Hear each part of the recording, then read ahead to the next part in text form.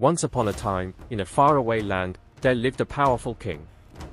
His palace glittered with gold and jewels, but outside the walls, his people suffered in hunger and pain. The farmers had no bread, the children cried from thirst, and the poor begged for mercy. Yet, the king laughed proudly, saying, "They live to serve my pleasures. Their pain is nothing to me."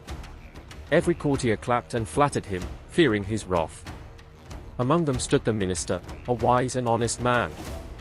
He watched the misery of the common people and his heart ached deeply. The king's pride grew day by day, but the minister wondered how long such cruelty could last. That night, the minister could not sleep. He walked to the palace window and looked out. In the streets below, hungry children sat on the ground, weak and pale. Women carried empty pots, waiting for water that never came. Farmers were too tired to even stand. Tears filled the minister's eyes. He whispered, "Oh God, how can I stay silent? If I do not speak, my name will be written with the cruel ones." His chest felt heavy. The minister knew the truth was dangerous. Opposing the king meant losing his life. Yet his conscience would no longer allow silence. The following morning, the noisy hall of the royal court was filled with courtiers again. The king rose and struck his staff on the marble floor. "From today," he thundered, "the royal treasury will only be spent on my feasts, my games, and my pleasures. The people must find their own way to live." The courtiers clapped loudly, pretending to admire this decision. Inside, they trembled, but none dared to speak. The minister's eyes filled with fire. His heart told him this was the moment to break the silence. If he said nothing now, injustice would never end. Finally, with courage, the minister stepped forward. His voice was gentle but firm. "Your Majesty, hungry citizens are not your strength. They are your weakness. A kingdom without justice cannot last. Rulers who ignore their people will lose their thrones." The entire court went silent. Not a whisper could be heard. The king's eyes blazed with fury. He stood from his throne, shouting, "How dare you lecture me, minister? Have you forgotten who I am?" But inside, those words struck him like arrows.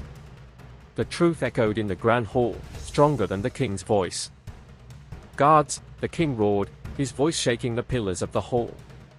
"Seize this traitor and throw him into the dungeon."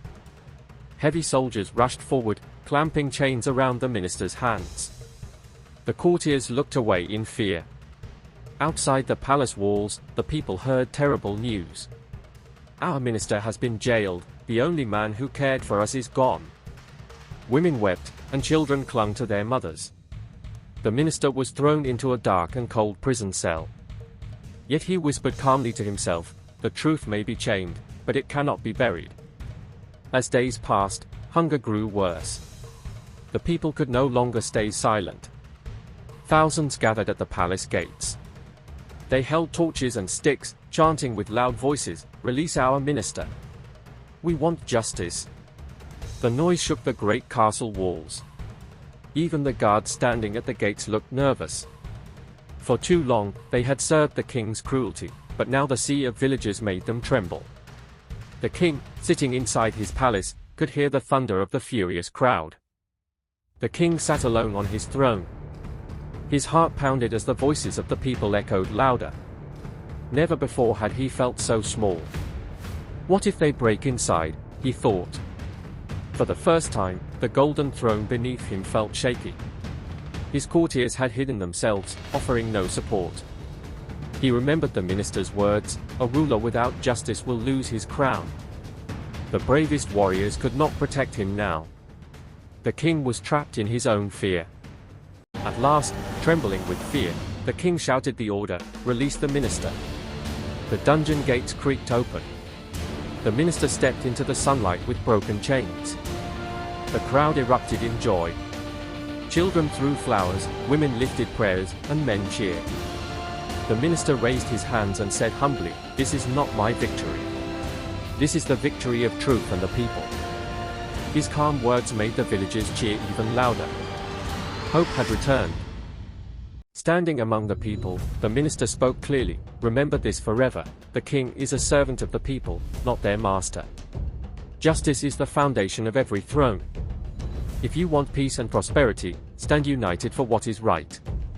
The roaring crowd raised their voices in agreement. The atmosphere filled with light and faith. Even the youngest child understood that day, truth is stronger than tyranny. The once proud king sat alone in his dark hall. His golden crown had slipped, and his courtiers had abandoned him.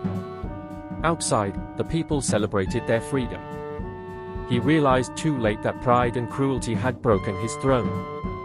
History no longer remembered him as a great ruler but as an arrogant shadow who lost everything. Meanwhile, under the minister's wise guidance, the land grew strong and prosperous. Justice lit up the kingdom like a shining lantern.